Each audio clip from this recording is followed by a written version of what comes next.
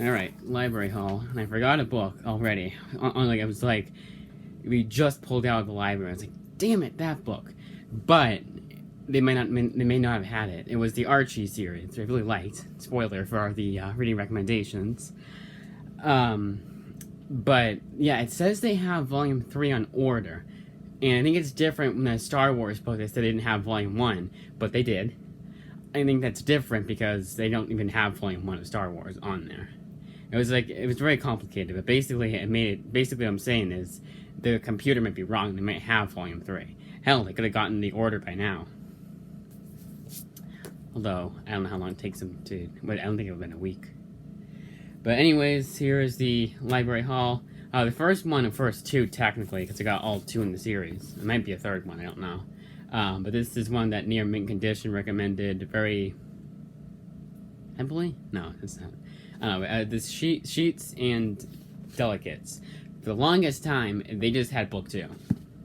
But now they have books 1 and 2. The next one, much like with I Am Not Starfire, which you will be seeing a review of pretty soon here, is Newbie, a real one. You know, on the same topic of the absolute trash fire of DC Comics young adults. This one is the artwork is terrible, and I heard everything else was bad too. But does it actually have chapters this time? Yes. Well, it says part.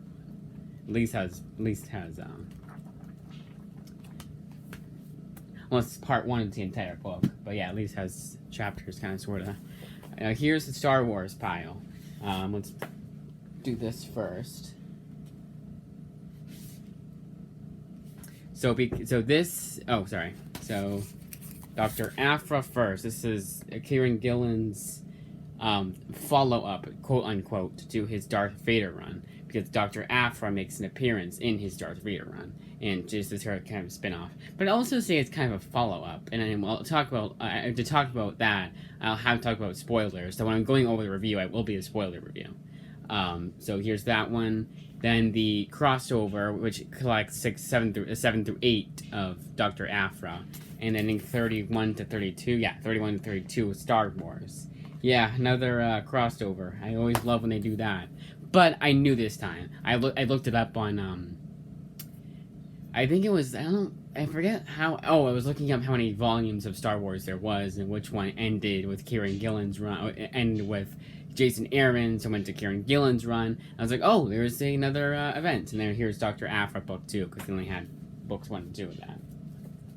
So yeah, big Star Wars pile. And that was all the, actually no, one more from Rogers. And that, and hopefully this is in good condition, is the Santa Claus. I know, it's November, not even Thanksgiving yet, and we're already watching Christmas movies. I hope you guys don't hear that, like, cutting now, they're cutting whatever the hell down there. And it's making, like, not annoying, not annoying noise, but, like, repetition, I don't know. Anyways, we're already doing Christmas movies. Apparently my nephew has never seen it, and we like to show him older movies. I really did like the first Santa Claus. After that, I kind of just skipped out. I think the last time I saw Santa Claus 2 when I was 2. No, not. It was probably like when I was like, I don't know. Alright. It's probably when I was, I think 12, I'd say. So this one is also, it technically was a near mint condition recommendation. Now, is this one also a part? No, there's no chapters in that one. That I can see anyways. It looks to be a pretty fast-paced book. But it was one of his, I've been watching his haul videos, his month haul videos. And yes, that's why I do my per month haul. Like at the end of November, I'll be doing a complete November haul of all my comics and graphic novels that I've gotten. And I watched a lot of the older ones that have been fairly new to his, I'd say like a year or two I've been watching him. Probably 2 years. But he had this, PTSD on his, I know, I'm doing a lot of introductions that didn't need to really be done. PTSD was on there. I know nothing about this book, going in completely blind.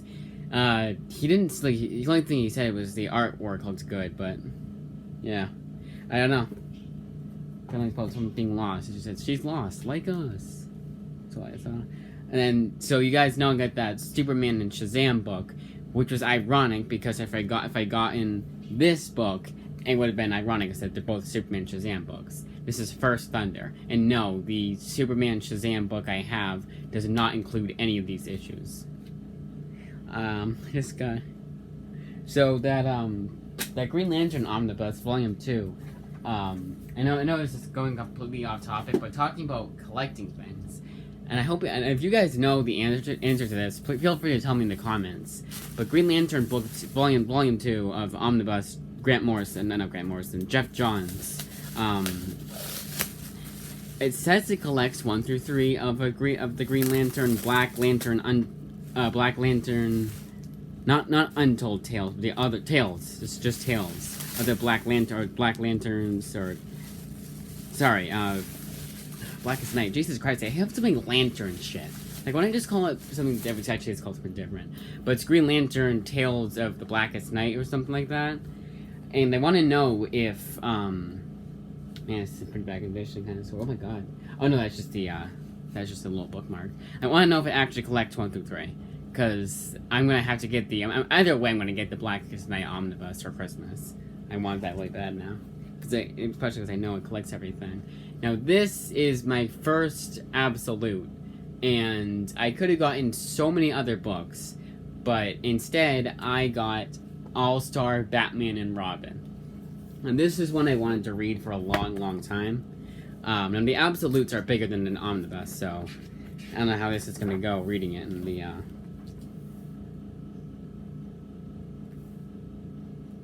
Do they have one? Oh my god, they have all 10 issues. Nice. Yeah, in pretty bad condition. They've definitely had this a long ass time. But yeah, this item includes the container, which is kind of funny. The slipcase. I think that's the first time they've done that. The book that has a slipcase. It's my first Absolutes. They probably always had that.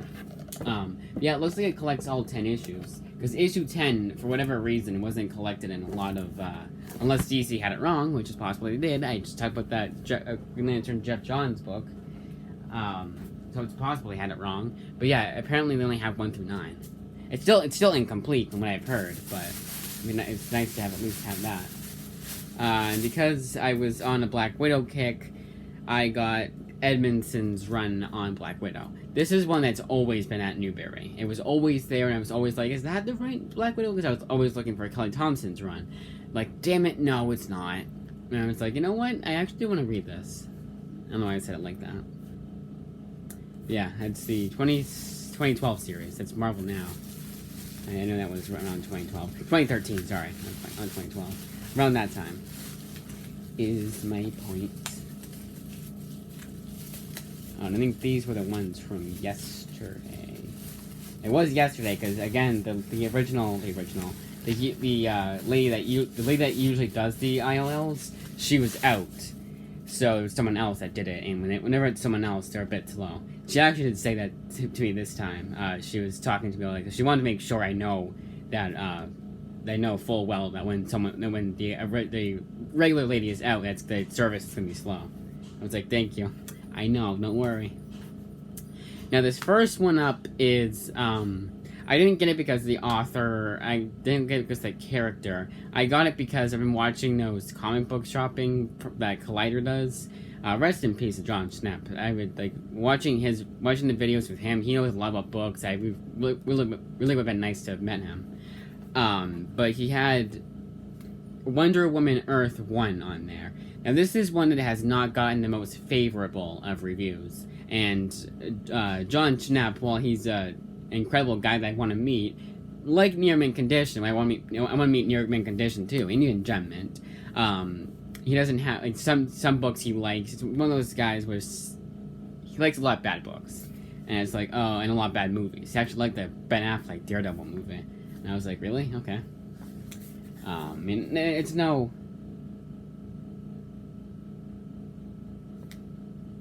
What's this, 6-issue miniseries? So this is the 12. I thought the 12 was 12 issues, because it's kind of funny, it's 12 issues. But saying it's 12, it's 1 through 6. But it's not saying Volume 1 anywhere. Wait, no. Oh, no, Volume 1. Never mind, damn it. Oh, damn it. So they have volume 2 then? I don't know. This is J. Michael Straczynski. This was always one I knew. I always like I just never thought to put in. I knew it was a book. I knew it existed. I just never like crossed my mind to put it in. And then Near Mint Condition talked about it in one of his haul videos, and I was like, I'll pick that one up too. It was always one I wanted to read. I forget where I first heard about it. Hellboy Conqueror Worm going on the. Oh, do they have this in the back? Good, they do. This is the Hellboy reading order. They don't have any BRPD ones, and I kind of want to just do Hellboy or Ape Sapien. I kind of want to just read the actual Hellboy series, not one that takes place in the past. Well, they only have BRPD anyways, or Ape Sapien. I would if they had it, obviously. And finally, Aquaman Out of Darkness. This actually is written by Dan Abnett, who writes the Rebirth series. So I kind of sort of have to read this before I read this Rebirth series. You would think anyways. I know for Batman, even though they're two different writers, you have to technically read New 52 beforehand. And Green Lantern, you have to read the Jeff Johns series before his New 52 series. That I know for a fact, thanks to the Omnibus. Alright, now it's reading recommendations time. And I kind of gotta hurry up because I don't have a whole lot of time to read all these books.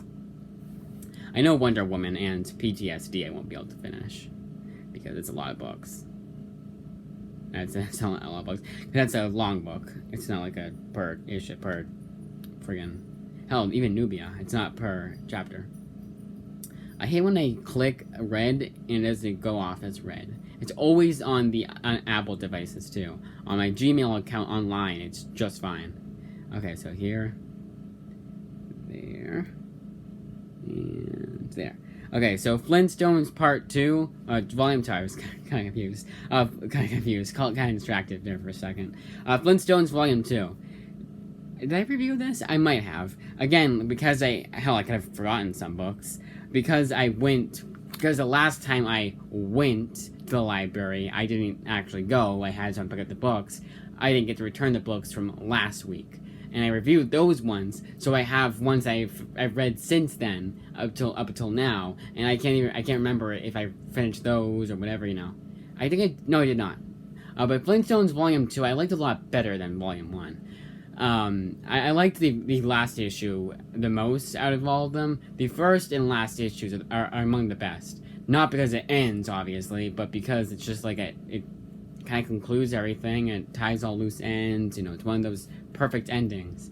But this volume I liked a lot better. It was a lot more happens. It's just not political. You can get behind a story now. I want to say it now like that. But you get behind a story without having to be reminded of the politics of the book. It's still there, obviously, but it's a lot less obnoxious than it would be if anyone else. Honestly, if Tom King had written it. Tom King had written it, it'd be terrible. It'd be everyone would be depressed. But Mark Russell, anyone else writes it, so it actually has lighthearted moments and not all down and emo shit, I guess you could say. Downer moments. All right, so Darth Vader last volume. So spoiler. The reason why I said I'll keep the hand up. The hand means the spoilers is going. Why am I so... Why do I say things so weird? But the hand means that I'm talking about spoilers. But the Dr. Aphra series continues from Darth Vader because she leaves Darth Vader at the end. She's sick of his shit and sick of him being, Darth Vader. So she kind of abandons him because Darth Vader almost kills her. So, and when she gets resuscitated by someone else, I forget who it wasn't Darth Vader, but one of his minions probably, she just leaves. And that's probably where the Dr. Aphra series is going to continue from. Unless I accidentally picked up the sequel series, which I later did. I did not actually, because I know it's by Kieran Gillen. I know the original series, the first series, written by Kieran Gillen. That's it. So yeah, that one I didn't like. But I say for that one, so no more spoilers. Speak, that movie that I said was a super downer, and it was. But it's also good. If you can get past the dark subject matter, I would say it's a good movie to watch. It's a teenager movie too, so it's probably going to appeal more to teenagers than to adults.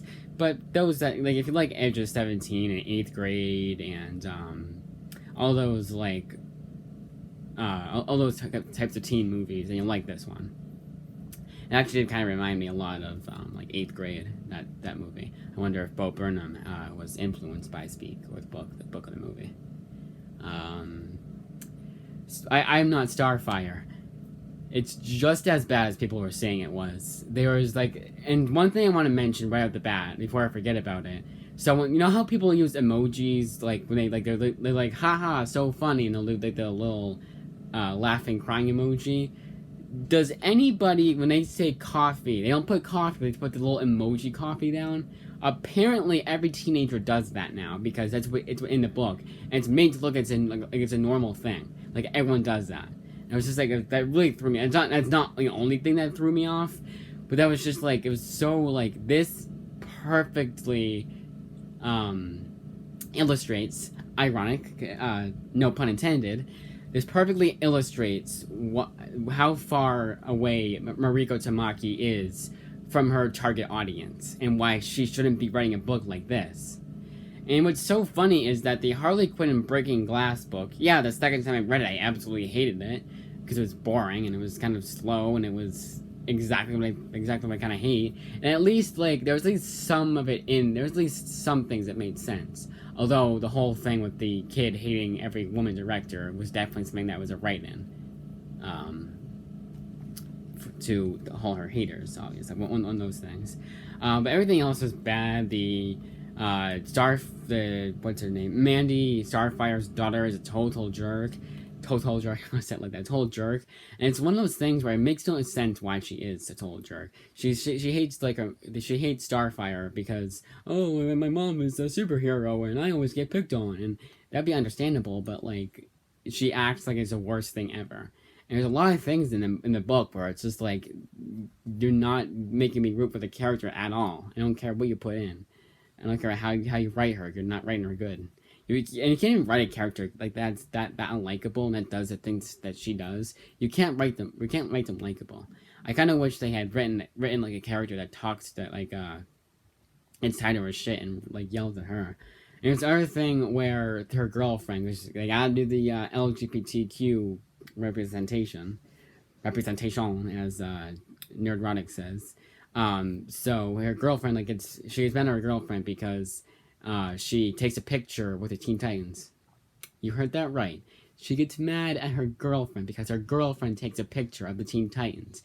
You know, something anybody would want to do, like regardless if they were fictional or not. Like, even if like the stars of the TV show, the original TV show, the original cartoon, you know, I don't want a picture with the original cast members. And then it just makes no sense. And yeah, it has to do with her not liking how she has a superhero mom, and like she just gets picked on all the time because she has a superhero mom. So I was like, oh, your mom was attractive, and they all like, you know, do that kind of shit, like nice tits, like that kind of stuff. And it was just like at least would make some sense if she had talked to her about it beforehand. But this is one thing she never does either. She never talks to anybody about, like, oh, my problem with you is blank. And it's very easy. It's not like it hurt the feelings of anybody. It's not one of those things. It's just that she's a completely unlikable character, and she wants you to root for her, even though she does everything in her power to do the exact opposite. So yeah, my main issue with the book is the main character, which kind of, it seemed like it's a small thing, but it's not. When you don't like the main character, they have to root for, and that's front and center throughout the entire book, because that's what a main character does. I don't know why I'm over explaining it. Then you know you've written it, and then it kind of, you know. So yeah, it was not good. But I still enjoyed it because it was so bad it was good. It's one of those books that is terrible, awful, no good, but it's so laughably bad. You can't believe someone actually wrote this book, and it was actually 100% sincere. That's why I got Newbie at too, because Newbie is a lot like Starfire, where it's a lot of, like I mentioned before, a lot of egregious mistakes. Elf Quest, a complete Elf Quest. It was good. It was a little bit long. I mean, some issues felt a lot longer as they were. The average issue was 30 pages, and two of them were 40 plus pages. And those 40 plus page issues felt like a lot longer, you know, even though it was only like 8 to 10 pages longer.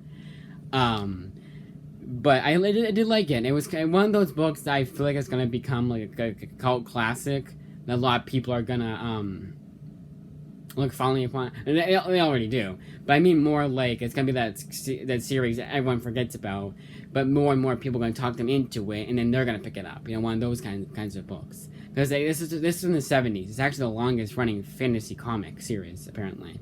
What was I gonna say? But yeah, it's the longest. So it's dated too. It's like late 70s or mid to late 70s. So it's very dated, but it wasn't too terribly dated. Like, look at like an older, I don't know, I guess, I mean, Spider-Man doesn't like count because Spider-Man was 60s.